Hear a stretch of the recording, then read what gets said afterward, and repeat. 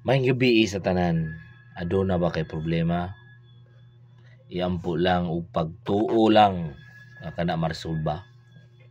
Kay gitagaan ra pagsulay para mas mulig-on ka. Daghan may mga pagsulay, daghan may mga tao nga dili mo tuo sa imuha. Apan barugi lang yun, ug tuo lang yun sa imong kaugalingon. Gikan ka sa ubos, gikan sa wala, ginasaway ka sa uban. Pero naay pamaagi ug naay proseso ug naay pag-asenso yun, naay pagtubo ba? Naay pagtubo. Nang ginasaway man ka karon nga wala ka. Dali lang, mao na mohatag nimo kusog. No? Saway ka, ana sakitan ka, sa uban ka makadungog. Daghay mga pagsulay man igsoon sa imong kinabuhi. Sa imong mga kaparentihan ug mga kaila kadugo gina sa likoy na ka, di na ka ginakuan no. Pero nagyapoy pamagi, nagyapoy apa na kuan na siya. Nagyapoy panalangin. Mga pagsulera na sa imong kinabuhi. Amping lang ta perminti sa itong matag biyahe, sa matong matag lakaw. Ug ampo lang kanunay para sa proteksyon.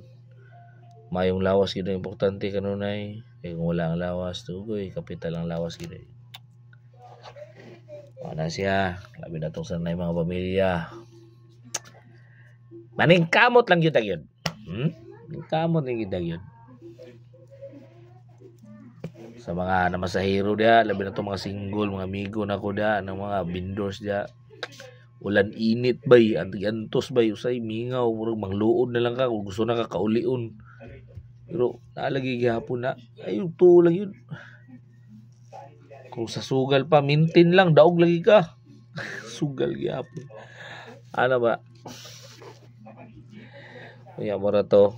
Amping lang mo kanunay gida, no? Ug salamat sa mga tanang nag-share or nag-like, nag-follow. Palubak lang, i-follow lang ko ninyo. Palubak lang ko. Follow lang tapo. Tino ba kayo nataan eh? Daghan may nanaway kanimo. Apan. Hindi lang, banay mo hatag og kusog nimo.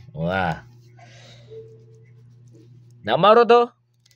Marag seryoso ra kayo pero ana magina.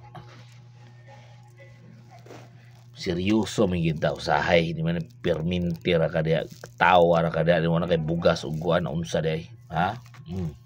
Sige. Ora to. Bye-bye.